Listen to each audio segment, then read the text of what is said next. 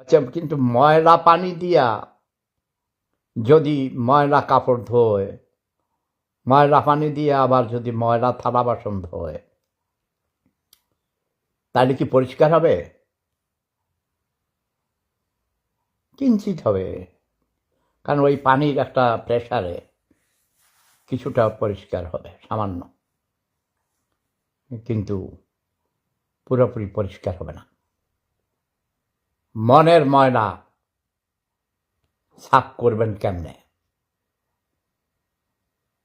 সাবান দিয়া আপনার গায়ের ময়লা সাফ করা যায়, শ্যাম্পু দিয়া ময়লা সাফ করা যায়, কিন্তু মনের ময়লা কেমনে সাফ করবেন? মন সাফ করার জন্যে অন্যরকম ওষুধ আছে, সিস্টেম আছে। সেটা হলো ওই জিকির। তওবা করতে হবে, মানে ওয়াদা করতে হবে আগে যে যেমন পাপ করেছে সেই জন্য মহান স্রষ্টার কাছে ক্ষমা চাইতে হবে, এবং আর কখনো অনুরূপ অপরাধ করিব না, পাপ করিব না বলিয়া প্রতিজ্ঞা করিতে হইবে, এবং কখনো সেইভাবে কোনো অপরাধ করা যাবে না। অপরাধ কি?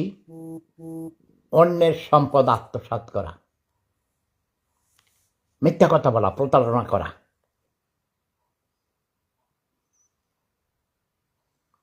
আমি বুঝাইতে চাই, ভালো শিক্ষক, ভালো ইমাম, ভালো হুজুর, ভালো পীর,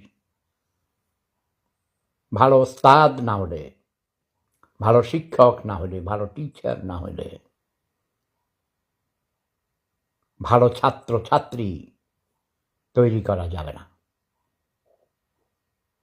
মমিন বাই, বাই কি? হ্যাঁ, ইরানের ফ্যামিলির একটা, বুঝছো, লেখছে মমিন বাই, লেখছে ও চাচা, কিও আপনি কি বাই দেখছেন? কি জন্য আপনি কি ভাই দেখতে যাইয়া বাই দেখছেন? আই শিও রান্না বাড়ি নোয়াখালী, ভাতের এখন ভাত, কত কিছু কয় না মেজর মোজাম্মেল হোসেন। হ্যাঁ, ভালো আছি। মহান আল্লাহ রাব্বুল আলামিন আপনাদের দোয়ায়, সবার ভালোবাসায় ভালো রেখেছেন। তো যেটা বলছিলাম, হজ পাপ রাশি ধুয়ে ফেলে, যেমন করে পানি ময়লা ধুয়ে ফেলে।